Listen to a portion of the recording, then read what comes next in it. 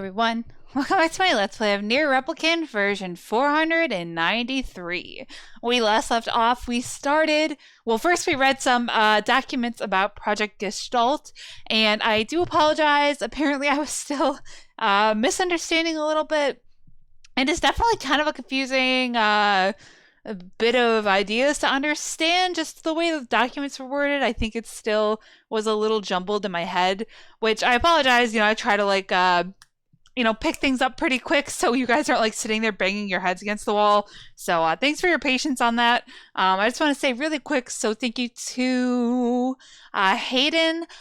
So what I was messing up is we are replicants, so we're the shells, which I don't know why this didn't make sense to me at the time, but Popola and Devil were saying how oh, it's funny we can cry, we don't have a soul. So these replicants are the shells. I thought they were holding the souls, but it turns out the gestalts are the souls, and these replicant bodies are the ones that the humans will return to. Okay, so I forgot that they said that they didn't have souls. So that makes sense. So they're empty shells, and issues were happening because they were gaining sentience, which, if you don't have a soul, it's like that whole argument of is it the soul that makes a person or what?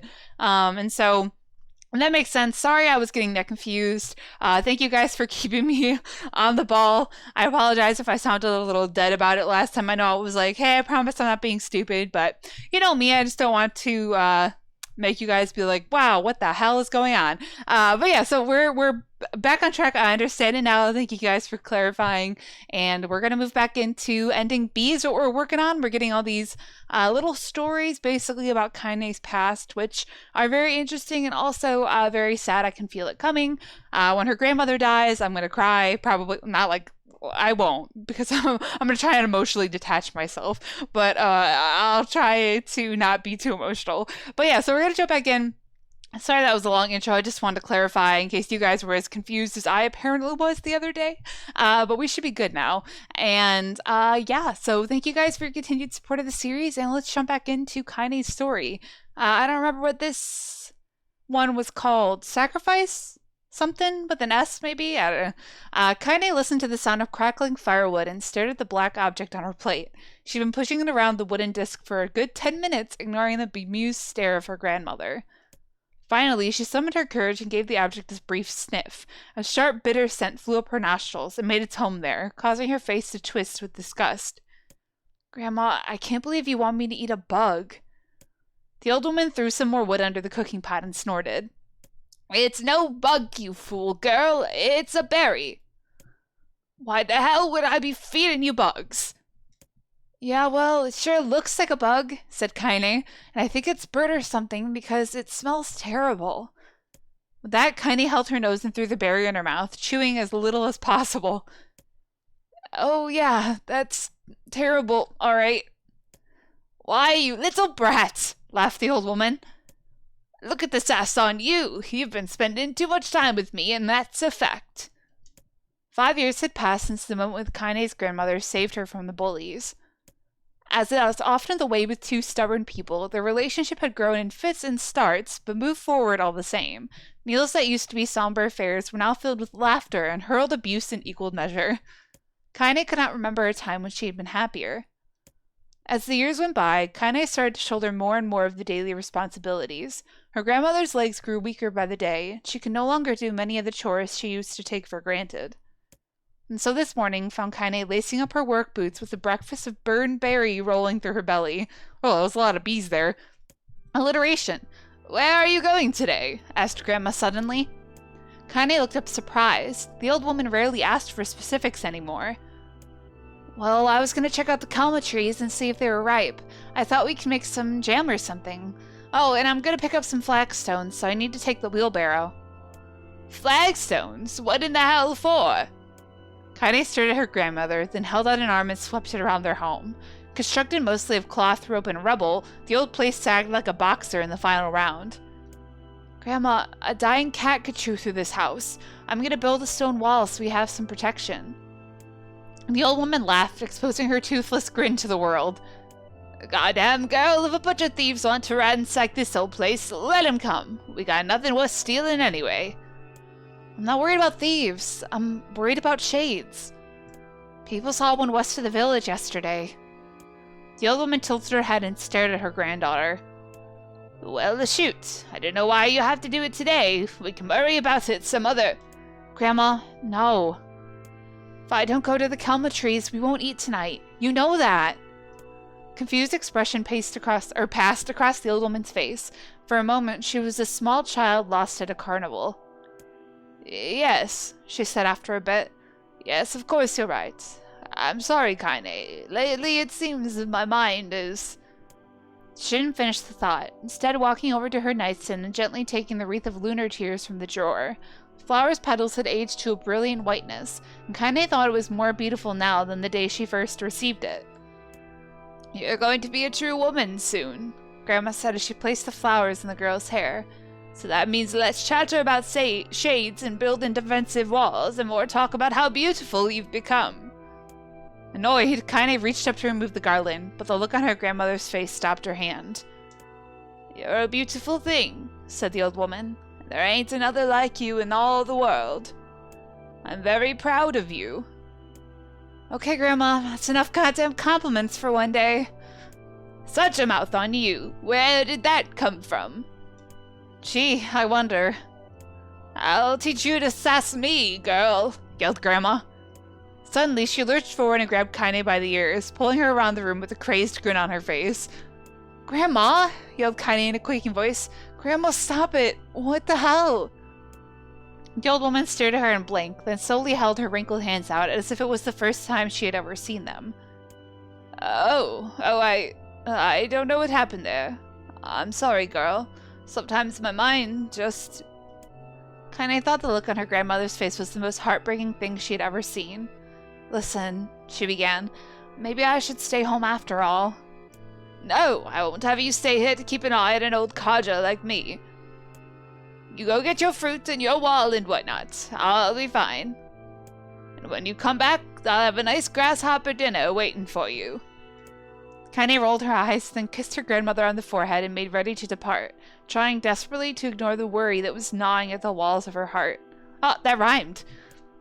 Kaine could feel the old woman's eyes watching her as she moved down the path. Don't turn around, she told herself, but in the end the temptation was too great. She spun on her heel for one final look and saw a small, bent woman standing in front of a ramshackle hut with a sad expression on her face. God, she looked so old now. It's like the wind could reach down and just carry her away. Kaine worried about her grandmother all day, causing her work to suffer. What little fruit she could collect was tossed carelessly into the wheelbarrow. She found only a couple of stones before losing interest in the project. Finally, as dusk approached, she decided to call it a day. Cursing herself for the lack of focus, Kaine pushed the nearly empty wheelbarrow back down the path. As she crested the final hill, she suddenly froze in place. The wheelbarrow fell from her fingers and collapsed on its side, sending a few pieces of wrinkled brown fruit rolling back down the hill. Her gaze was transfixed by a thick black cloud that hovered just ahead. Tracing its path with a finger, Kaine suddenly felt her stomach knot in on itself. No. Oh gods, no. Her grandmother's house was ablaze, the flames licking up as if trying to touch the sky itself. Grandma? Grandma! Kaine ran then, faster than she had ever moved in her life. Once she tripped on a stone and went sprawling into the rocky ground, but she leapt to her feet and continued running, unmindful of the blood that spilled from her wounded hands and knees. As she got closer and closer, Kaine's mind began to race in time with her footfalls. It's too dark. It's too dark. Not just fire. Can't be fire. Too much smoke. Gotta save her. Gotta save her. She burst into the front yard and came to a sudden halt, her worst suspicions confirmed. The smoke from the fire was mingling with the thick, inky blackness of an enormous shade. The massive creature supported itself on 3 twisted feet, and achieved balance through means of a large, armored tail. Scales, horns, and claws sprouted from its body in a random, chaotic pattern, giving it the appearance of a lizard designed by some insane god. Seeing Kaine, it let out a roar and flicked its tail, sending small whirlwinds spinning around the yard. For a moment, the creature retreated into a shimmering, inky blackness, as if her mind was unable to comprehend that such a thing could actually exist. But then the smell hit her, a blend of rotted meat and excrement, and the horror became real once more. The creature bellowed again, and this time Kaine responded with a scream of her own. All right, you bastard, she thought as her scream echoed off the high cliffs around them. It's you or me. Let's go. The shade eyed Kaine with bemused interest. Then it began looking from her to the house and back again, as if urging her to look at the destruction it had so gleefully wrought. With dread building in her heart, Kaine glanced toward the house. Through the smoke and flame, she spotted a small figure struggling to escape the ruins. Grandma! At the sound of her voice, the old woman began waving frantically. She's alive, thought Kaine. Alive! Kaine's legs sprang to life as she raced across the yard toward the flaming wreckage of the house. Before she could advance more than a few steps, the shade opened its mouth and let out a roar powerful enough to uproot trees and send them flying. The blast sent Kaine tumbling through the air before smashing her against the rocky earth. Stars danced in front of her eyes as she tried to remember how her legs worked. Get up! Get up! Get up, get up, get up, get up now! As Kaine struggled to her feet, the shade stomped toward the house and pinned her grandmother to the ground with the tip of a claw. The old woman struggled to move the claw from her stomach, but she might well have been pushing a mountain.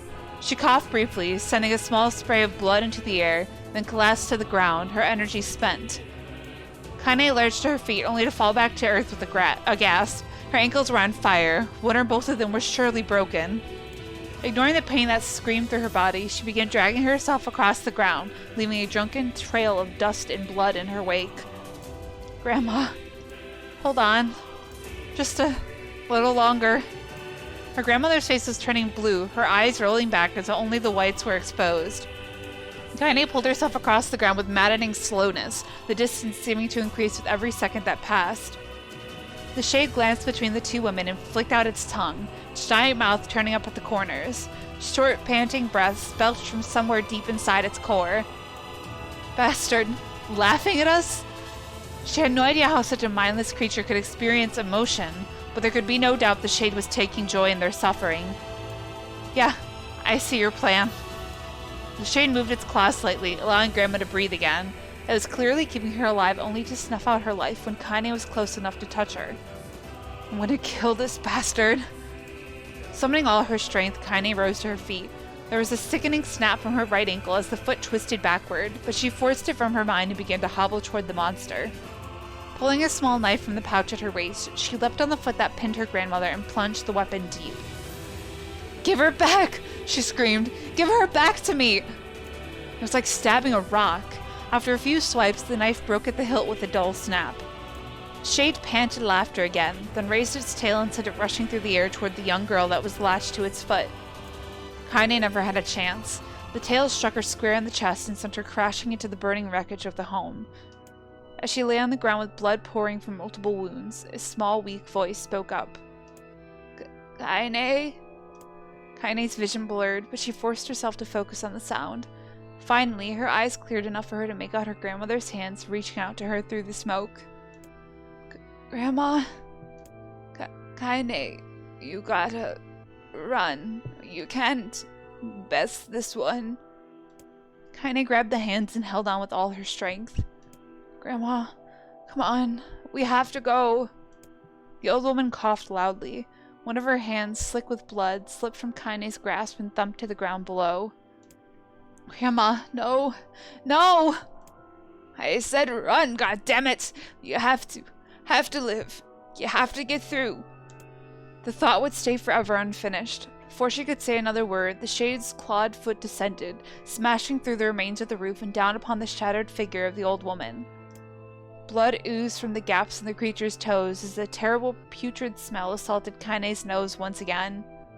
She stared at the foot, dumbfounded, convinced that what she was seeing could not possibly be real. When the creature finally lifted its appendage, all that remained underneath was a twisted, unrecognizable mass of rubble and red. Her grandmother was gone. Kaine blinked, trying to feel the hands which had been in hers just a moment before. For a fleeting instant, she could remember the warmth of that embrace, the trembling of the fingers, but then the sensation drifted away on the breeze and was gone. Memories flashed through Kaine's mind, one after the other, faster and faster, until they became a meaningless jangle of noise. Kaine screamed then, a thunderous sound that echoed off the cliffs and seemed to roll away forever. The shade eased forward, black ichor pouring from its mouth and dissolving into smoke on the ground below. The earth shook with every step as it crept toward its prey. Kaine's body slowly rose as if controlled by a mad puppet master. Her arms and legs were bent at impossible angles, her head lolled dangerously to the side. Yet somehow she managed to stand. Staring at the shade, her eyes began to glow with a deep red fire. The creature, so confident just moments before, took a slow, hesitant step backward, trying to discern if this broken human could possibly pose a threat. Kaine seized the moment. Laughing like a mad woman, she leapt into the air and plunged the shattered hilt of her knife deep into the leg of the shade. Shade shook Kaine off like a fly, sending her crashing to the earth once again. Her chest rose and fell slowly, as if a great weight were resting on it. Moist sounds of pain echoed through her mind. Something warm and thick oozed from her ears. Is that blood? I think it is. I think I'm bleeding to death. No. Can't I? Grandma told me to live. Deep inside Kaine's mind, something finally broke. The sound, the pain, the smoke and flames, all of it faded away until all that remained was a single incantation repeated over and over again. Kill it. Kill it. Kill it. Kill it, kill it, kill it, kill it, kill it. Kill it, kill it, kill it, kill it, kill it, kill it, kill it, kill it, kill it. I can't kill it. Kill it now. As the spark that was Kaine slowly began to flicker and die, she felt her desire to kill and her desire to live blend into one. The distance between heartbeats grew longer, and longer, and longer.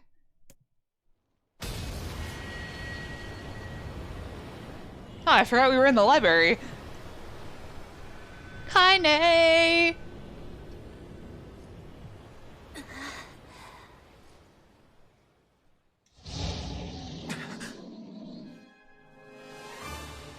The beast approaches.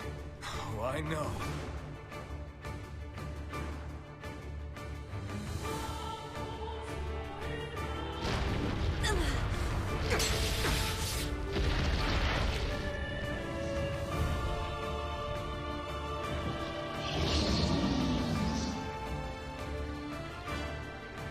Oh, I have to fight it? Oh, hold the phone. I forgot how to play. Okay, we have Dark Wall, Dark Hand, Dark Lance. Fantastic. We should have our words. Plot twist, we're back in the game. Let's see. If I heal at Sarkin. Yeah, that sounds about right. I don't think I have a... No. Okay. Alright, sounds good. Ooh. There we go. Attack! This creature must have. How did it even survive these past 5 years? I'm not gonna let this happen again. It dies today. My sword feels lighter. It's not the blade, but the skill of the user. Strike it down. Yeah, it is.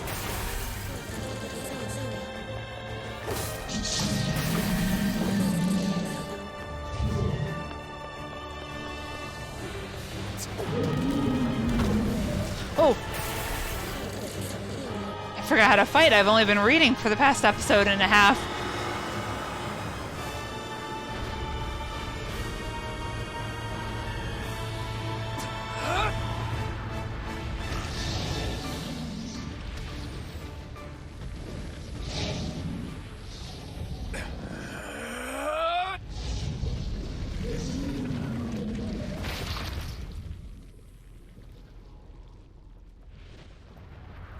So is that the one that killed her grandmother then?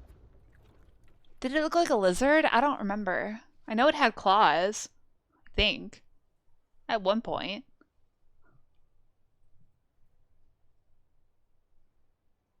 Wakey wakey, Kaine. Kaine's dreams encounter. Gently. Weakly. Softly. The shade, sure that its tormentor was dead, turned and stopped off toward the horizon, stopping along the way to bellow one final roar. Couldn't kill it. Shamed beyond imagining, Kaine tried to turn her head to the side, but only succeeded in coughing up a huge gout of blood. It was getting difficult to see, and only after a moment of fierce concentration did she realize that her left eye was gone. Oh shit, really? Laughing to herself, she turned her remaining eye to the ruins of her home, noticed a ragged stump of arm resting a few feet away. Yeah, that's mine, she thought with a mad giggle. This is gonna make clapping a real bitch. Ha! Oh. Oh, is it Demo? Ha! Cried a sudden voice from the depths of her mind. Finally gonna die, are ya? Well, you had it coming. Go to hell, Demo, she thought at the unseen assailant. Go to hell before I pluck out your eyes and feed them to a dog. The voice of her childhood terror evaporated into smoke, only to be replaced by another, more recent voice. Oh, hold still, said the apothecary, materializing from the ruins like a ghost. I want to draw you. That way you can live forever. No, stop. Don't want to live forever. Want to die right here. I see, he said quietly. Well, if that's what you want. The spectral shopkeeper fluttered in and out of existence for a moment, then produced a piece of paper and sketched quickly. After a few seconds, he turned the page to Kaine and smiled. Since you rejected my offer, I decided to draw someone else. It was a picture of her grandmother, real as life.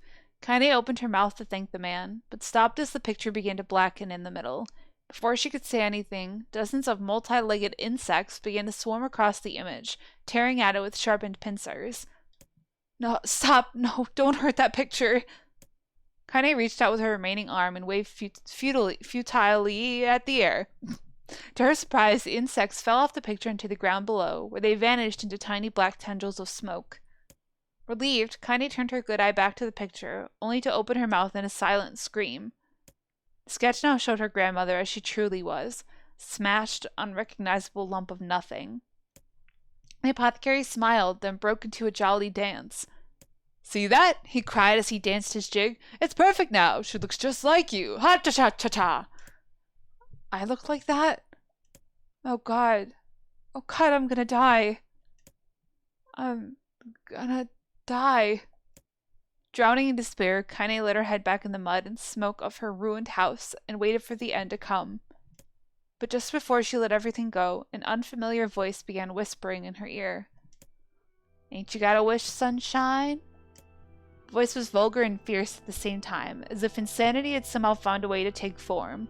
Kaine wanted to scream as the voice crawled under her skin, but her lungs refused to work.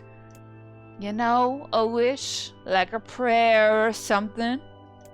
Why don't you get on your knees and start praying to heaven? Please, invisible man in the sky, save me! Save me! Ka ha ha ha! Kaine finally resorted to shouting at the voice with her mind. I don't make wishes. They don't come true for me. I'm a curse. A freak. I should be left to die.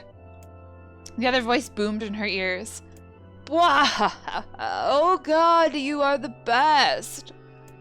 Kaine glanced down and saw a black, shiny substance oozing from her legs. She tried to brush it away, but her remaining arm would no longer respond. The substance slowly crept around her feet, then began moving up toward the rest of her body. Is this death? Is this what it's like? Or is my mind just losing itself? She could feel the slime oozing upward, feel the hot, searing pain it left in its wake. Whatever else might be happening, she was still alive, and this was real. Come on, said the voice. Let it go. Kaine tried to ignore the voice and concentrate on the pain, but the newcomer would have none of it. Don't ignore me, sunshine. You're ready to give up, ready to die. So why not let me have it? Have what? Your body! Come on, give it to me. Give it to me. I want to stand on the ground, feel the rain, taste the wind. The voice paused as if licking its lips. When it resumed, it was filled with mad, unabated joy. And I want to take your hands and use them to choke the goddamn life out of people. I want to tear out their throats and bathe in the blood just like before. In response, Kaine shifted her head and vomited. Oh, the warmth of it crept down her front and mingled with the pain of the encroaching black ooze. Are you a shade? Yeah, maybe. What of it? The slime reached her face, crept up past her nose, and slowly oozed into the socket of her missing eye. The moment it touched her brain, Kaine was struck by the most powerful sensation she'd ever felt in her life. It was ecstasy. She wanted to scream with delight, but all she could manage was a small whispered moan. Feels good, don't it? Asked the voice with a chuckle. Yeah, what can I say? I know how to please the ladies. Now give me that body. Come on, give me the body and I'll give you more of this feeling. It's a fair trade.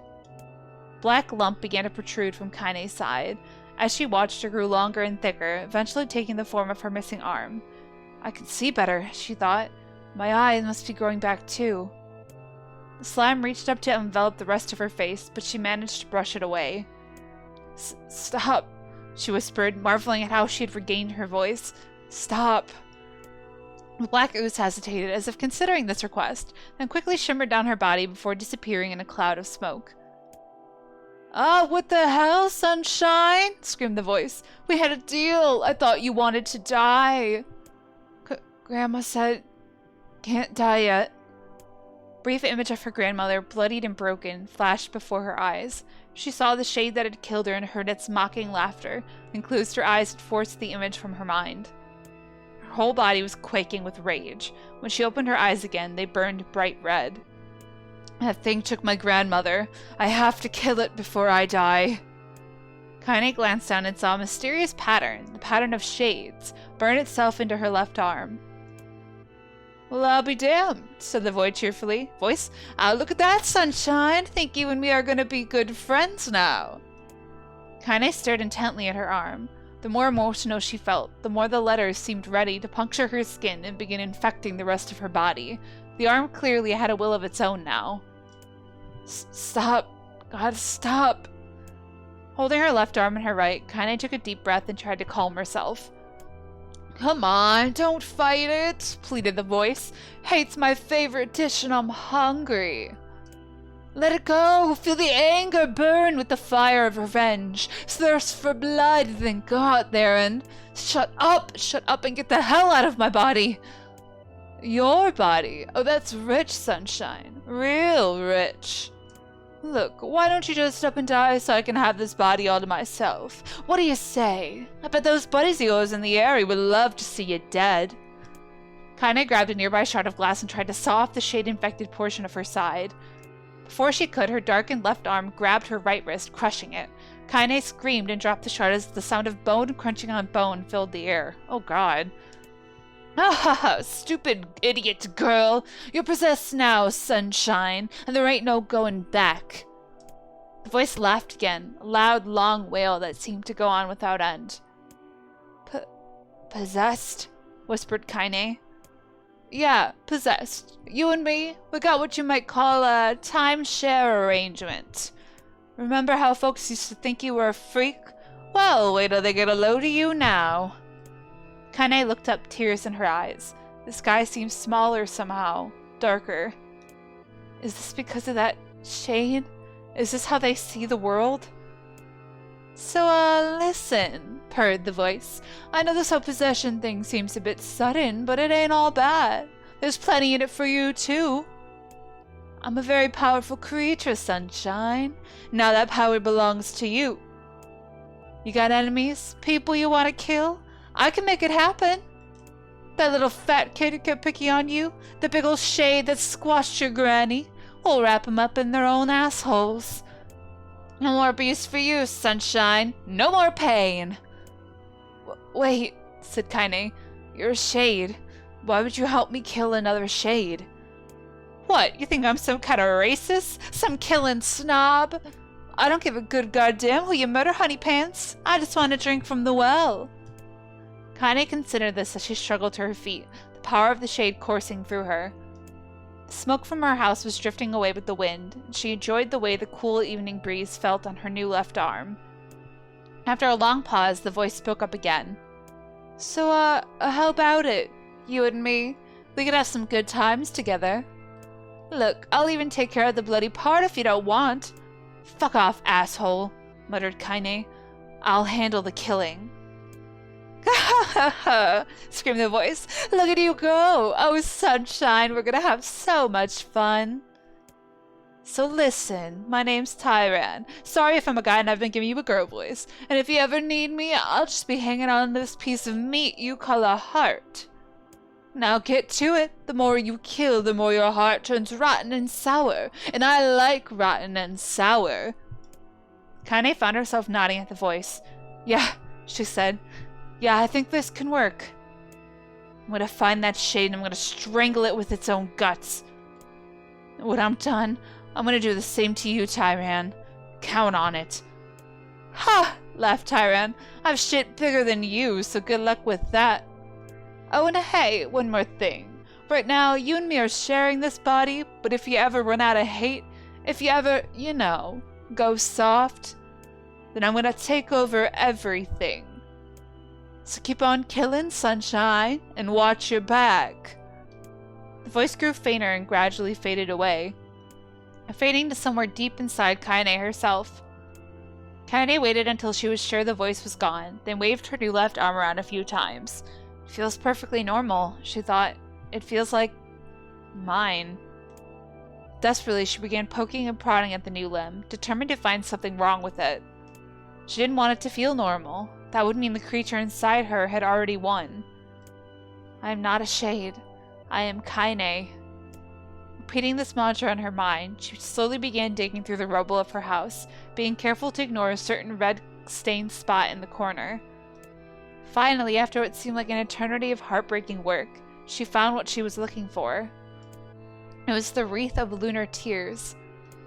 Though it had been through hell and back, the garland's petals were as bright as ever. Kaine started to place it in her hair, then slowly lowered the wreath and stared at it. I'm sorry, Grandma. I'm so sorry. But I don't deserve to wear this anymore. I'm possessed, corrupted, a freak. This time, I don't think there's any going back. Holding the flowers to her heart, Kaine fell to the ground and sobbed. As night gradually lightened to dawn and the people of the area arose to their daily lives, she remained in that position, as if tears could somehow wash away the horror that now infected her world. Alive! Stay alive! Stay alive! Grandma. Kaine, you gotta live! You gotta come back to us!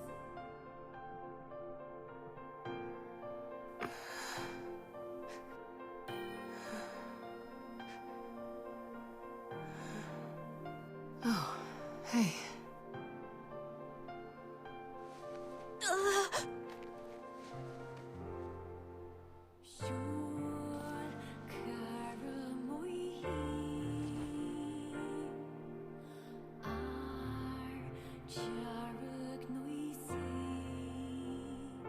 Emil, you were the one calling me, weren't you? You still recognize me? Of course. I knew you right away. Thank you, Kaine. Welcome back, Kaine. Wow, you grew up. So, how long has it been? 5 years.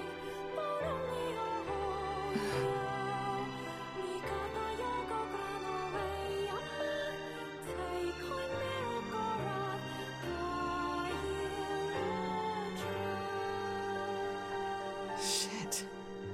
That's a long time. Any luck with Yona? We are still no closer to finding her. We need a way to locate the Shadow Lord. By the way, this is for you. Is that a lunar tear?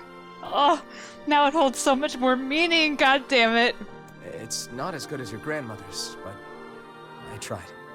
No, it's great. Thank you. Ugh. My heart shatters into a million pieces. Kaine waking from her long petrified sleep. Emil's unflagging kindness. Our reunion was a happy one, and we let it wash over us like rain. That is, until Devila and Popola had to go and ruin it all. For real, though. In more ways than one. Are you kidding me? You can't be serious! Please, try to understand. People are tired and scared, and I'm sorry. I'm sorry you have to bear the brunt of that. Okay, so we've heard a lot of this before. So I'm curious as to what I should cut out and what I should show. So I'm going to end the episode here, and I'm going to go and I'll start recording and try to cut out what's repeated. But God, I feel so bad for Kaine now that we know her backstory, because I didn't really know before. You know, you only know so much, and you kind of feel for her, even though she's kind of an asshole a lot of the time, and she has really vulgar language. But then you're like, damn, she got it from her grandma. Damn, the grandma used to like made her like a flower crown of lunar tears. She lost her grandma to a shade. She only is part shade because she was gonna die, and it like took part of her body in exchange for keeping her alive. And she can't get close to them because she can't let go of her hatred. You know what I mean? If she gets too flowery and like, oh my god, best friends forever, the shade will leave her. Well, it won't leave her. It'll take over her and basically kick her out. I mean, like, probably kill her soul. I don't know, take over her whole body, make her lose her mind, something along those lines. But damn. All right, well, I'm emotional, and I'm going to end the episode here, and then, like I said, I'll meet you guys back when new stuff starts happening, or, I don't know, I'm doing new side quests and stuff, anything along those lines. So thank you guys so much for watching. As always, feel free to leave a like, comment, favorite, or subscribe, whatever you guys are feeling. And until the next time, lights off, dark out.